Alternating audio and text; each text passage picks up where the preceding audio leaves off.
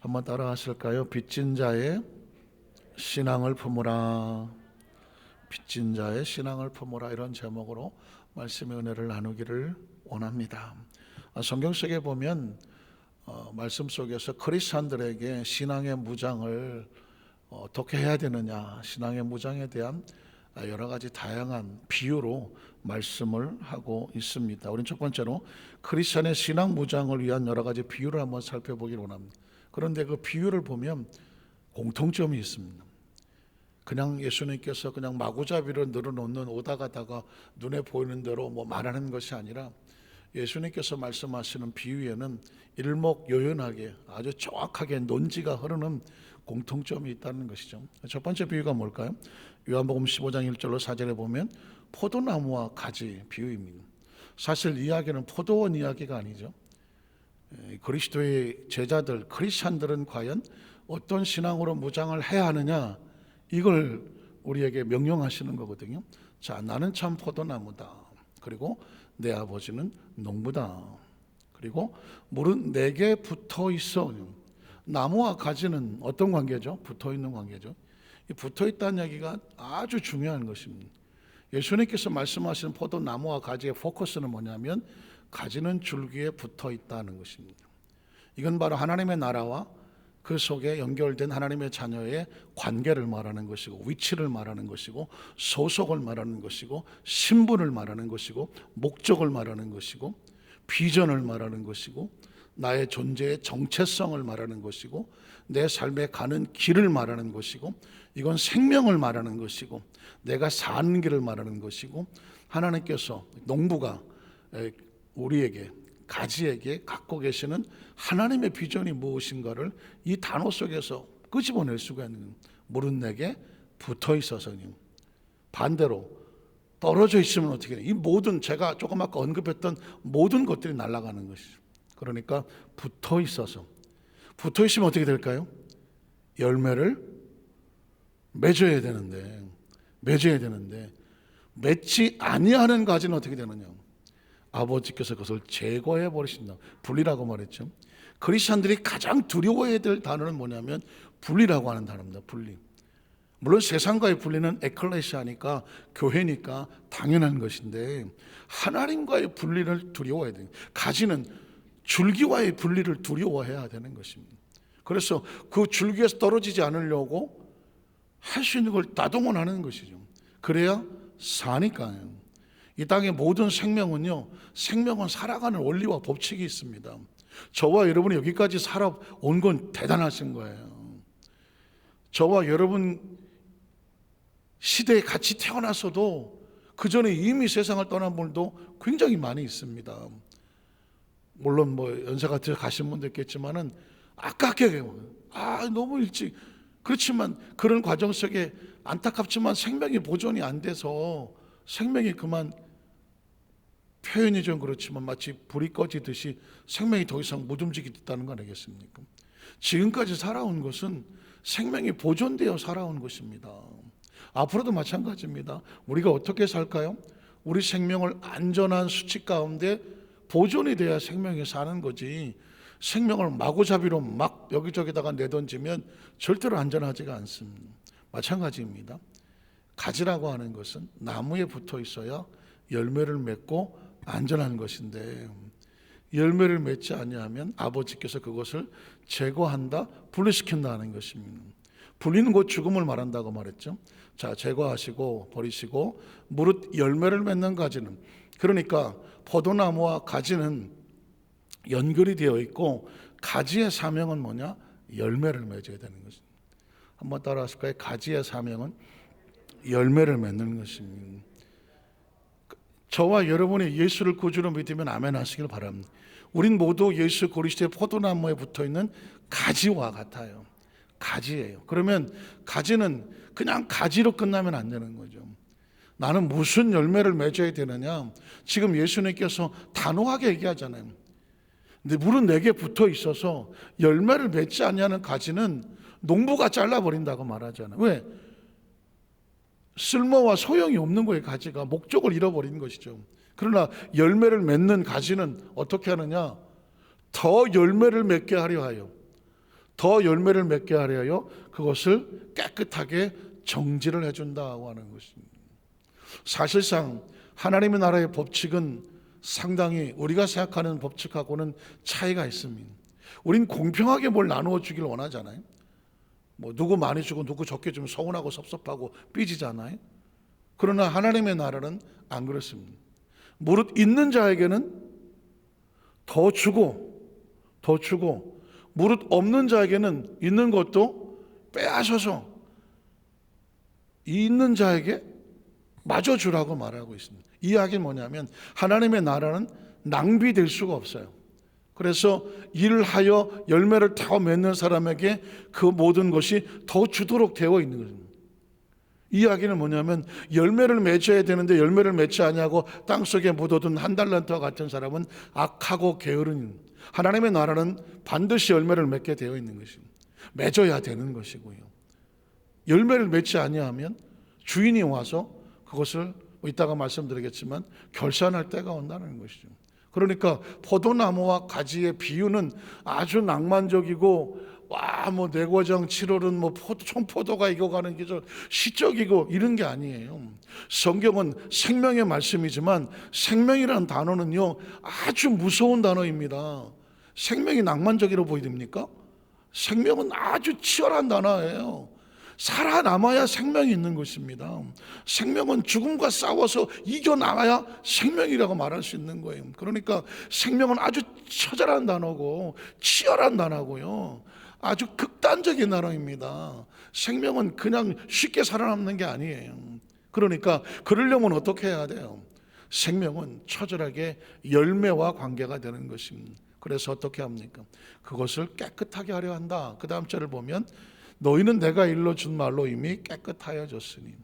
예수님을 구주로 믿으시면 아멘 하시기 바랍니다. 저와 여러분의 의식과 사고 속에서 계속 마귀의 참소와 정죄를 받죠. 야, 너 세상에서 그거 하던 놈이야. 네가 그거 하겠어? 옛날에 우리의 부족하고 연약한 모습을 가지고 끊임없이 정죄하고 우리에게 마음속에 열등감과 모든 좌절감을 주려고 다가옵니다. 그러나 예수님은 한 방에 끝나는 것입니다. 내가 이미 너를 의롭다 하였으므로 의로운 자가 되었으며 하나님의 자녀라고 말했으니 하나님의 소속 속에 들어왔으며. 믿으시면 아멘 하시기 바랍니다. 그래서 우린 머리부터 발끝까지 예수님의 피값으로, 예수님의 생명으로 바꿔 대속해 주셨기 때문에 이미 머리부터 발끝까지 예수님 안에서 깨끗해진 자요, 정결해진 자요, 예수 그리스도 안에서 열매를 맺을 수 있도록 우리에게 복이 연결된 존재, 이걸 크리스천의 정체성이라고 말하는 아이덴티피케이션, 아이덴티파이라고, 나의 정체성이에요. 여기 삼성이나 어디 LG를 들어갈 때 가슴에 붙이는 아이디 카드가 뭐냐? 예수 그리스도로 말미암아 깨끗해진 존재, 새로워진 존재, 변화된 존재, 의식과 사고를 가지고 있어요. 저도 끊임없이 나 같은 사람 조금 방심하면 나 어쩌다가 그런 생각이 자꾸 들어온다니까요. 그런데 우리 스스로 뭘 어떻게 열심히 해서 뭐가 된 것이 아니라 내가 이미 일러준 말씀으로, 하나님 나라의 원칙과 법칙으로, 그로 인한 네가 깨끗해진 존재고 사명을 받은 존재고. 믿으시면 아멘 하시기 바랍니다. 그렇게 된 존재라고 말씀. 너희는 내가 일러준 말로 이미 깨끗해졌으니 어떻게? 내 안에 거하라. 예수님의 포인트는 이겁니다. 내 안에 거하라. 예수님 안에 어떻게 거해요? 그의 말씀과 법칙과 원리와 그분과 같은 방향으로 걸어가는 것을 뭐라고 말해요? 예수 그리스도 안에 거하는 것이란. 이 말이 얼마나 중요한지 나중에 이제 바울 서신에 대해서 좀 같이 말씀 나눴지만, 바울의 신학이라고 말하는, 바울의 말하는 항상 얘기하는 주장은 엔 크리스토스라고 말하는 그리스도 안에서. 이 바울은 옛날 그리스도 바깥에 있었잖아. 그래갖고 막 별 해괴한 짓을 다 했잖아. 예수를 만나고 나서 보니까 그게 얼마나 정말 철천지 원수 같으니. 그래서 나는 죄인 중에 괴수고 그냥 만물의 찌꺼기보다 못하고, 내가 과거에 진짜 무슨 도둑질하고 차라리 그게 훨씬 낫지. 예수 믿는 사람들 잡으러 진짜 혈안에 쫓아다니면서 정말 마귀 사탄의 짓은 골라서 하지 않았습니다. 그러니까 예수 그리스도 바깥에 있을 때, 몰랐을 때, 그러니까 생명들을 향하여서 당신들은 철저하게 예수 그리스도 안에서 안에서 그래야 산다고 말씀하는 겁니다. 밖에서 처절함을 겪어봤던 사람이니까 그 안이 얼마나 중요한지를 알고 안에서. 요한복음 15장 예수님께 내 안에 거하라 나도 너희 안에 거하리라 라고 말하는 것을 베드로를 포함한 12제자가 바울만큼만 알았으면 그렇게 예수님 십자가 앞에 다 도망가지는 않았죠. 근데 그 당시는 이렇게 얘기를 해도 제자들은 예수님이 무슨 얘기하는지를 사실은 못 알아들었습니다. 못 알아들은 이유가 있어요. 왜 그런지 아십니까? 예수님은 4차원에서 와서 하늘에서 와서 하늘에 올라간 자는 인자밖에 없다. 예수님은 항상 하늘을 얘기했거든. 하늘은 4차원의 영적인 차원이거든. 그러니 이 4차원에 가려면 4차원에 눈을 떠야 되고 의식을 가져야 되고 신앙이 생겨야 되는데 제자들은 예수님 말씀하는 걸 랍비 정도라 랍비 아주 좋은 말씀 율법의 해석자 정도로 하니까 교훈이나 얻으려고 하고 감동이나 얻으려고 지식이나 얻으려고 해서 그래서 그거 가지고 예수님 이렇게 말씀해서 그 카리큘럼으로 먹고 살려고 했었던 제자들이니 예수님이 말씀하시는 하늘의 이야기 내가 노트병같이 달려야 되리니 그래야 구원을 받을 길이 생길 거니 이런 얘기를 하면 도무지 못 알아듣는 거죠. 내가 때가 되면 고난을 당할 것이고 내가 죽을 것이라고 말하니 아주 천지발색을 하는 것 아니겠습니까? 그래서 여러분 이 3차원의 신앙과 4차원 신앙을 갈라낼 줄을 알고 거기서 있어서 우리 순복음의 4차원의 영성까지 들어가서 그 영성까지 발견하고 그리고 그걸 우리의 삶 속에서 적용하면 그래야 성경이 보여요. 성경은 4차원의 신앙에 눈이 뜨지 않냐면 절대로 성경이 보이지를 않습니다. 저도 이때까지 그전까지 설교를 주면서 얼마나 많은 책을 봤겠습니까? 그런데 이 4차원의 개념이 없는 책들은 누가 써놨어도 써보면 다 답답한 이야기들이 왜 하늘 이상의 이야기를 하지를 않아요.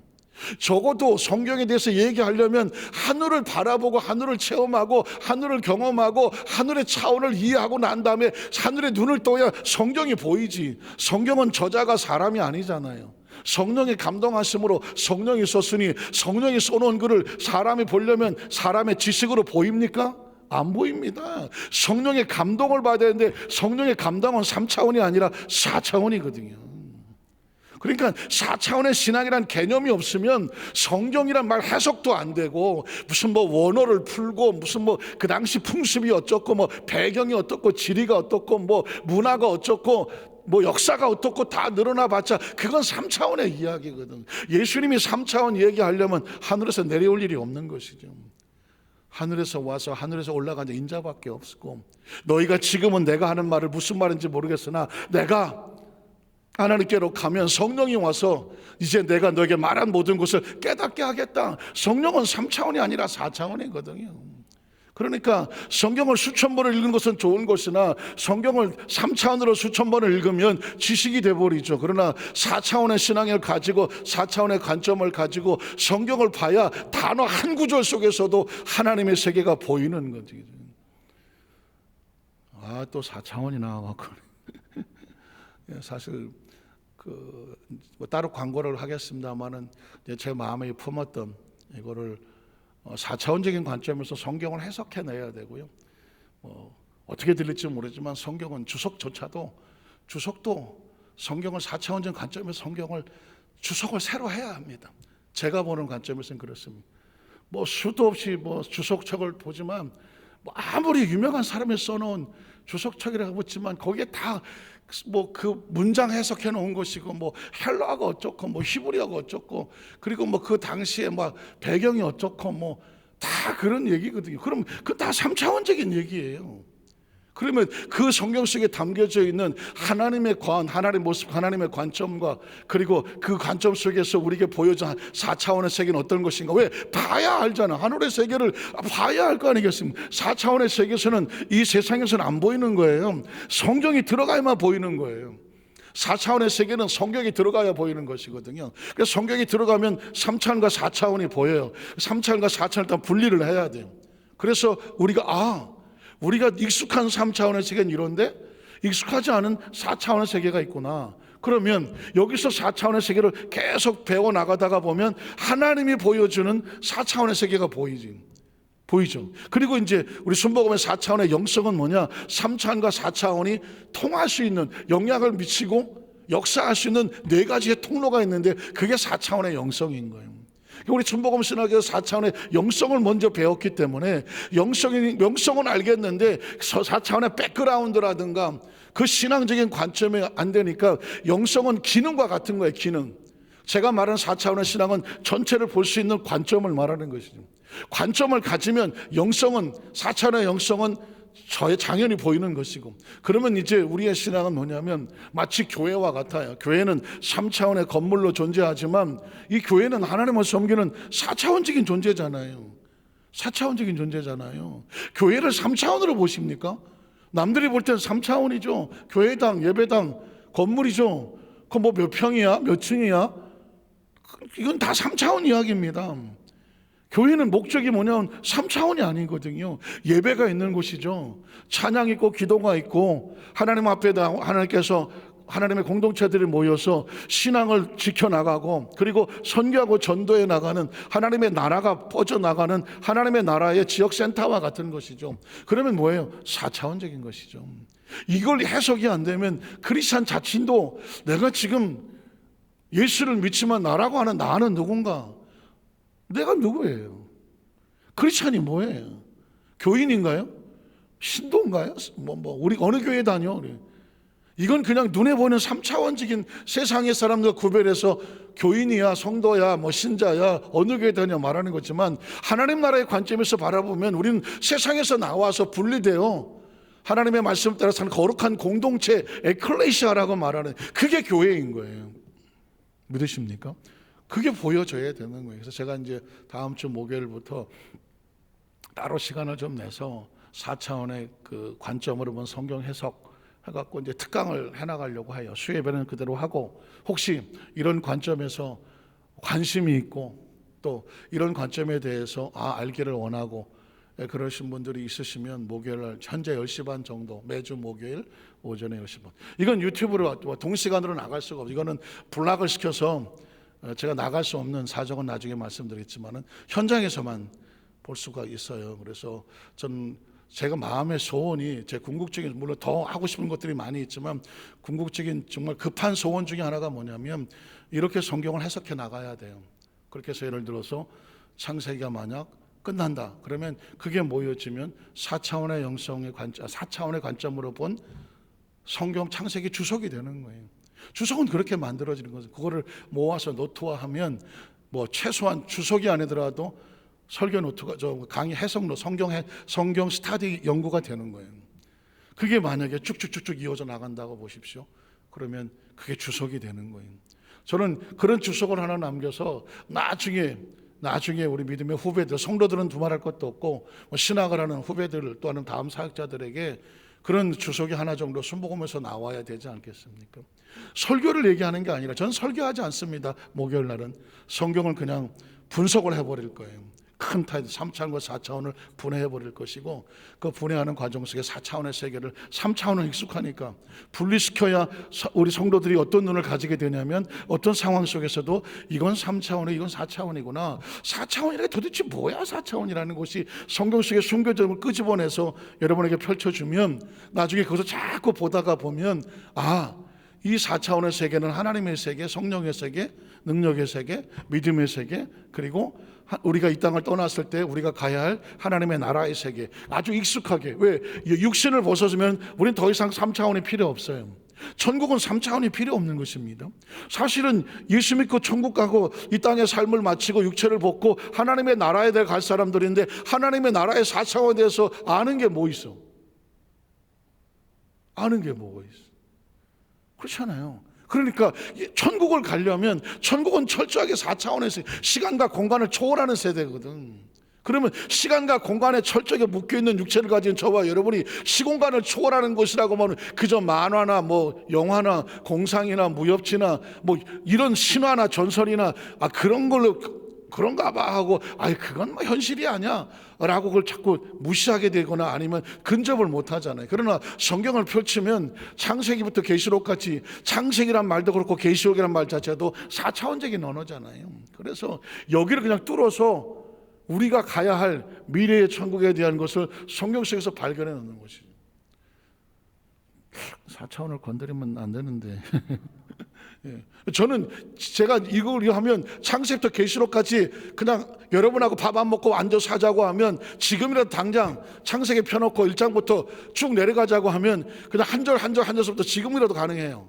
왜냐하면 관점을 아니까. 관점을 알면 성경 어디를 펼치더라도 어느 장을 펼치더라도 3차원 4차원을 갈라놓고 거기에 순복음에서 말씀한 조 목사님 영성은 어떤 것인지 바로 전개가 될 것이고, 그러면 이제 우리 신앙적으로 삶 속에서 내가 믿는, 내가 그동안 궁금해했던 하나님과 우리의 관계, 말씀과 관계, 선교, 전도, 이런 거 그냥 우리 신앙생활이 정리가 되고, 그러면 뭐가 돼요?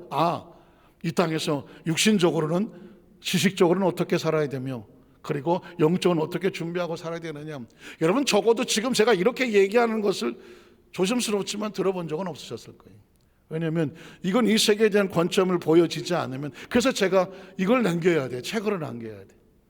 하다못해 강의라도 남겨야 되는데 그걸 정리해서 써서 그게 나와서 전 분명히 얘기합니다. 그렇게 되면 그게 주석이 될 수가 있습니다. 누군가는 그렇게 창세부터 계시록까지를 얼마나 시간이 걸릴지는 모르겠지만 해놔야 되지 않겠습니까? 왜냐하면 너무 귀한 거예요. 제가 사실은 수십 년, 2004년 정도면 수십 년인가? 15년, 16년 그 가슴에 매여갖고 이걸 말씀으로만 하지 이걸 어떻게 하고 싶은 마음이 견딜 수가 없는데, 지금 하나님께서 정말 때가 됐는지 모르지만 자꾸 이렇게 몰아갖고 지금 하게 만드는 코너로 몰고 있어요. 그래서 제가 어쩔 수 없이 지금 코너에 몰려갖고 다음 주 목요일, 하나님 앞에 더 이상 미루지를 못해서 다음 주 목요일부터 지금 오전에 일단 구두주로만, 문서로는 제가 광고를 안 할 것이고요. 이번 주하고 오늘하고 이번 주일날하고 구두로만 광고를 하고, 다음 주 목요일부터 오시는 인원은 제한 없이 어쨌든 적게 오시든 상관없이 어쨌든 이 자리에서 한번 펼쳐 나가려고 합니다. 개인적으로 욕심 같은 일주일에 2번 정도 했으면 좋겠는데 시간적으로 가능할지는 모르겠고요. 어쨌든 간에 목요일로 한번 시작을 해보려고 해요. 해서 한번 발동만 걸리면 매주 하나씩 이렇게 맞춰 나가다가 보면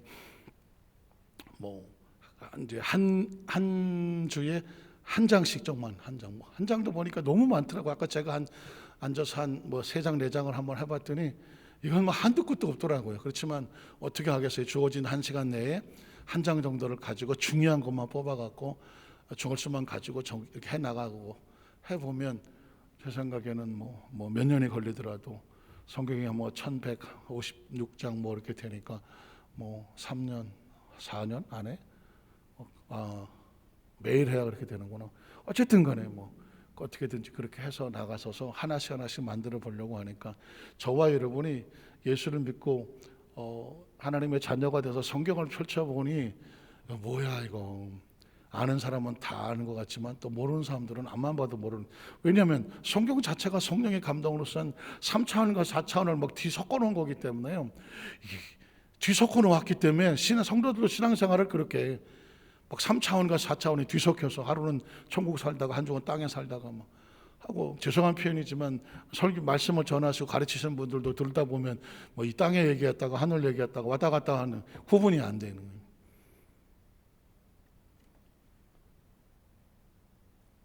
내 안에 거하라. 내 안에 거하라는 것도 보십시오. 내 안에 거하는 것은 3차원이잖아요, 예수는. 그러나 예수 그리스도는 3차원이에요, 4차원이에요? 하나님 안에는 4차원이에요. 이 말 하나도 해석이 안 돼요. 예수 그리스도 아니라는 단어가 3차원이에요, 4차원이에요? 당시 예수님께서 말씀하셔서 내 안에 거하는 그 상황으로 볼 때는 3차원이지만 신앙으로 볼 때는 예수님 안에 거하는 것이 3차원입니까, 4차원입니까? 예수님 자체가 4차원인 거죠. 그래서 여러분, 성경은 나도 너희 안에 거하리라, 예수 우리 안에 거한다, 이게 3차원이에요, 4차원이에요? 이 차원이란 개념이 없으면요, 성경이 무슨 문학으로 들리고 추상으로 들리고 그냥 전설로 들리고 그냥 믿어, 그냥 믿는 걸로 들리고 가죠. 근데 저는 모르겠어요. 저도 막 믿어라 그랬으면 좋겠는데 저는 우리 성도들한테 절대로 그냥 믿으시오가 안 돼. 여러분들에게 왜 믿어야 되는지를, 왜 이런 말씀이 있는지를, 예수님 왜 이렇게 말씀하시는지를 의미 없이 말씀하실 일은 없잖아요. 분명한 목적과 이유를 가지고 천하의 하나님인데, 천하의 하나님이 예수 그리스도로 그 입술에 나오는 단어 하나에, 숨 하나에 헛으로 쏟겠습니까? 아니에요. 분명한 목적과 이룰러서 최고의 문장을 가지고, 최고의 의도를 가지고, 최고의 완벽한 계획을 가지고 점 하나까지도 찍어내는 거예요. 그래서 예수 말씀하지, 1.1획도 남김없이 다 이루어지리라. 우리나라 말에는 점이 없어요. 그러나 헬라에는 하다 보면 점이 있거든. 점. 그 점이 있느냐 없느냐에 따라서 단어 뜻이 달라지거든. 그러니까 1.1획도 남김없이 다 이루어진다라는 말이 그래서 나오는 것입니다. 그래서 이제 정리해 나가야죠. 포도나무 가지의 비유가 있고, 시편 23편 1절 4절에 보면 양과 목자와 양이도 똑같아요. 그냥 정리해 나갈게요. 포도나무 가지와 양과 목자 뭐예요? 관계를 말하는 거예요. 떨어지면 죽는 거예요. 가지는 나무에 떨어지면 줄기에 떨어지면 죽는 거고요. 양은 목자를 떠나면 어떻게 돼요? 죽는 거예요.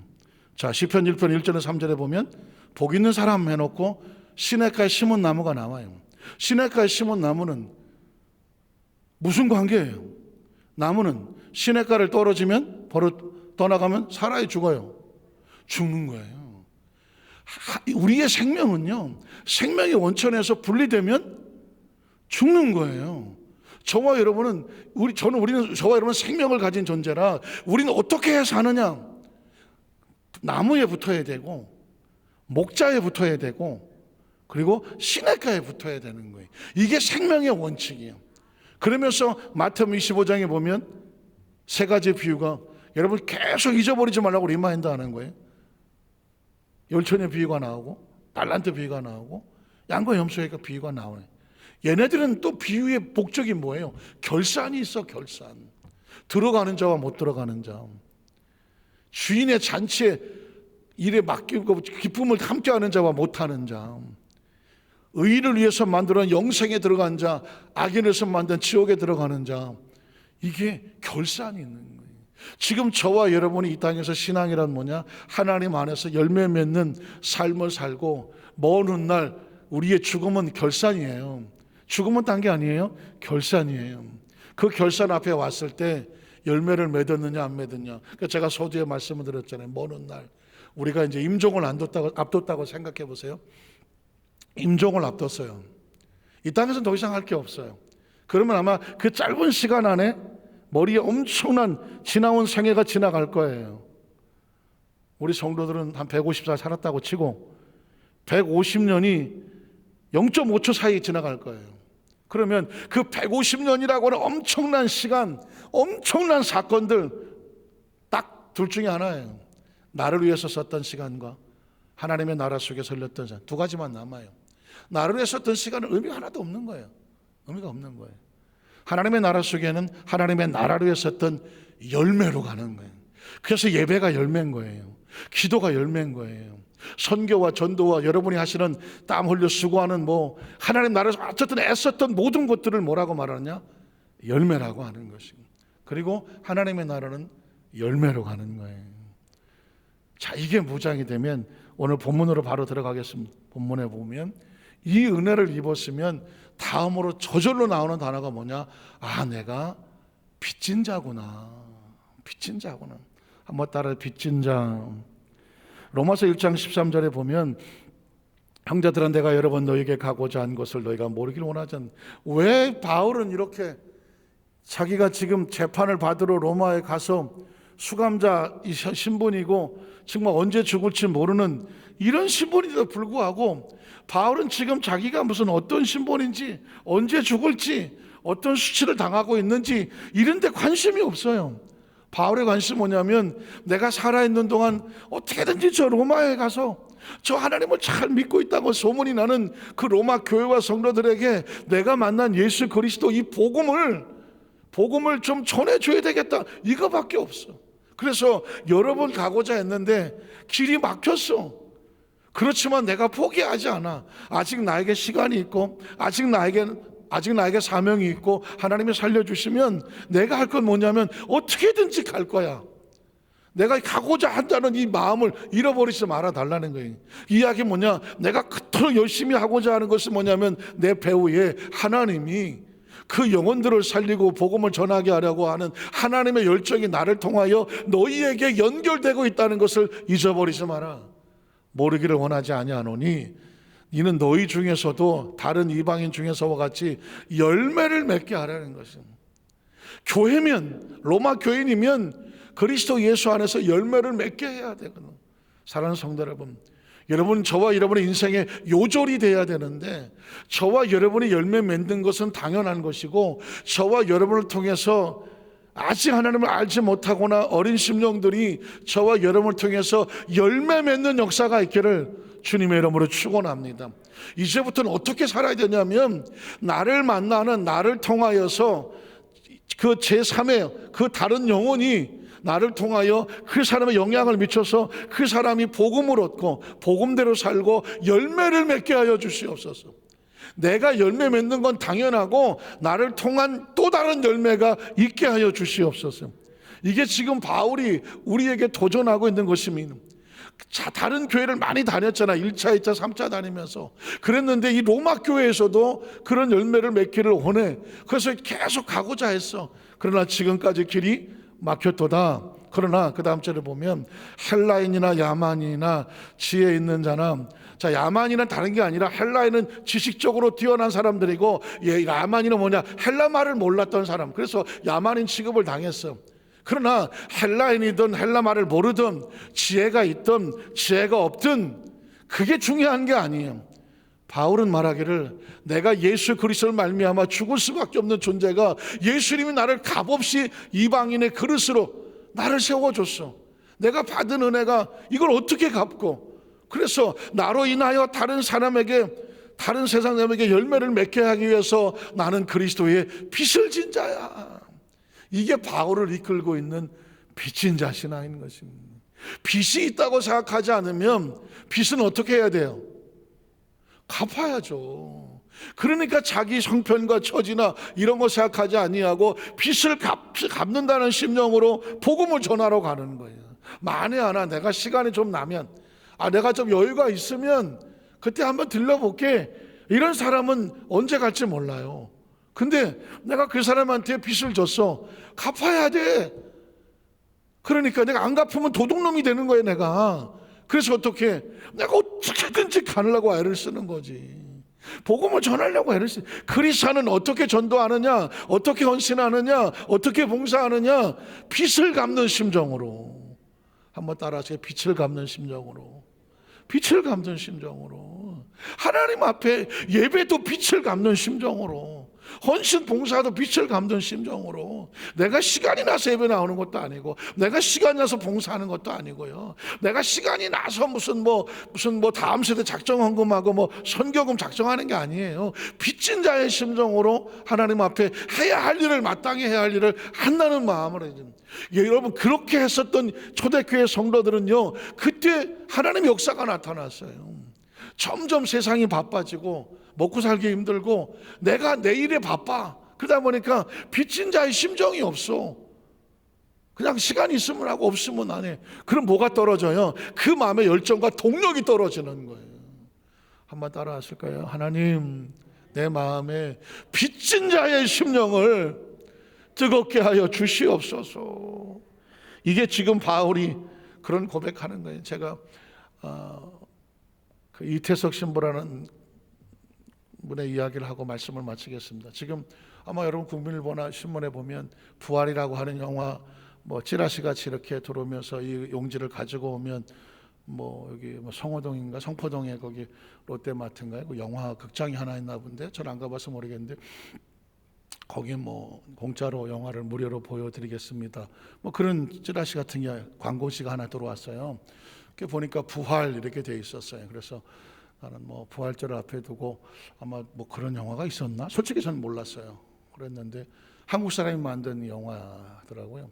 근데 오늘 5시 SBS에서 그 부활 영화를 소개를 하더라고요. 앵커가 그 감독을 모아놓고. 그래서 알고 보니까 그 감독이 10년 전에 그 고 이태석 신부를 주제로 해서 울지마 톤즈라고 하는 영화를 만들었어요. 그 이태석 신부라고 하는 분이 혹시 기억하신 분 있겠지만 남수단의 톤지라는 마을에 가서 문둥병자들, 아프리카의 문둥병자들, 그 다음에 그 문맹자들, 그냥 막 짐승처럼 살아가는 그 사람들을 찾아가서 문둥병자들을 같이 치료하는데 같이 애써주고, 그 다음에 전쟁에 고아돼 버린 아이들을 모아갖고 아이들을 마음을 어떻게 열까 해갖고 악기를 하고 걔들한테 공부를 가르치고 이런 사역을 했어요. 그래서 아프리카 남수단의 슈바이처라는 데 48살인가 대장암에 그 암 투병을 하면서도 마지막까지 거기서 그 사역을 했어요. 그리고 뭐 천주교선 선종이라고 말하는 어쨌든 세상을 떠났어요. 그때 그냥 그 지역의 아프리카 사람들이 대성통곡을 하고 울고불고 난리가 나고 그 일대기를 한 것을 갖다가 울지마 턴주 해갖고 10년 전에 영화를 만들었는데, 그 이후에 이제 감독이 이제 PD 하던 분이 감독이 고 이태석 신부 뭐 무슨 재단 이사장 하는 분인데 10년이 어떻게 변했나 하는데, 그 이태석 신부라고 하는 분이 그 가르쳤던 그때 당시 10몇 살짜리 어린아이들, 그 어린아이들을 했던 아이들이 10년이 지났어. 10년이 지나서 보니까 지금 20몇 살이 됐는데 대통령 경호원도 있고 뭐 변호사도 있고 의사도 있고 뭐 교사도 있고 그 아이들이 다 컸어. 근데 10년에 가보니까 이 아이들이 각자 위치에서 자기 혼자 잘 먹고 잘 살다가 아니라 이 친구들이 전부 옛날 이태석 신부가 하던 것처럼 운동이 마을 찾아가고 가난한 거 찾아가고 병든 자들 찾아가고 아이들을 치료하고 걔들을 가르치고 또 문둥병자들을 가서 손잡아주고 안아주고 그들을 말 들어주고 이 사역을 하고 있는 거예요. 그래서 그 사람들에게 인터뷰를 해. 그랬더니 이렇게 말하더라고요. 이태석 신부님이 살아 돌아오신 것 같아요. 그래서 제목이 부활이 됐다는 거예요. 제가 도전을 받았어요. 그러니까 하나님의 나라에 대한, 아주 천주교인이라고 할지라도 하나님의 나라에 대한 비전을 가지고 그 상처 입은 영혼들을 살리겠다고 그들이 자기 생명을 쏟았어. 그랬는데 그 생명이 거기서 죽어지니까 얼마나 많은 그 10년 동안 자라서 똑같이 다른 생명을 살리려고 달려. 그래서 그 사람들이 움직이는데 뭐라고 말하냐면 이태석 신부가 살아온 것 같아. 예수를 믿는다는 게 이런 거였어. 누군가 내 모습을 보면서 예수님이 살아온 것 같아요. 부활은 부활절이라고 모여서 예배 드리는 것도 중요하지만 크리스찬들이 어디 가서 움직였는데 누가 우리를 보고 아유 예수님이 살아온 것 같아요. 그래야 부활이야. 그게 크리스찬이야. 저와 여러분이 앞으로 어떻게 해야 되냐면요, 남은 생애에 누군가 나를 봤는데 예수님이 살아온 것 같다고, 그 사람이 내 안에서 예수를 만나갖고 먼 훗날 우리는 세상을 떠나도 그 사람이 또 다른 예수를 퍼뜨리고, 그래서 예수님이 돌아가신 게 아니고 막 여기저기 부활해서 돌아다니시는 그게 예수의 부활인 거예요. 말씀을 정리합니다. 그 아프리카 아이들이 왜 그랬겠어? 그 가난에 찔드는 애들이 말을 배우고 의사가 되고 대통령 경호원이 되고 사회적인 지도자가 됐는데 아이고 다시 가고 싶지 않지. 근데 이 친구들이 왜 그 병들을 찾아가겠어? 빚을 졌거든. 빚진 자의 마음을 가지고 그 한 사람이 와서 우리를 이렇게 했어. 우리가 그걸 다음 애들에 갚아야 되잖아 하면서 빚진 자의 심정으로 가서 하더라고. 한 번도 병원에 의사가 온 적도 없는 마을에 앰뷸런스가 들어가니까 온 동네가 춤을 추고 난리를 하더만. 사랑하는 성도 여러분, 오늘 이 밤에 오늘 말씀을 가슴에 생각하며 바울이 나는 빚진 자예요 라고 말했던 것처럼 저와 여러분이 신앙은 각자예요. 누구랑 비교할 거 하나도 없어요. 각자 있는 처소에서 내가 받은 은혜를 내 주위에 누가 됐든지 간에 빚진 자의 심정을 가지고 정말 그 열정과 빛을 갚는 마음을 가지고 그들을 향하여 펼쳐진 그 손길 하나하나가 또 다른 사람의 생명 속에 하나님 나라의 생명이 들어가기를 주님의 이름으로 축원합니다. 기도하겠습니다. 하나님 아버지 감사합니다.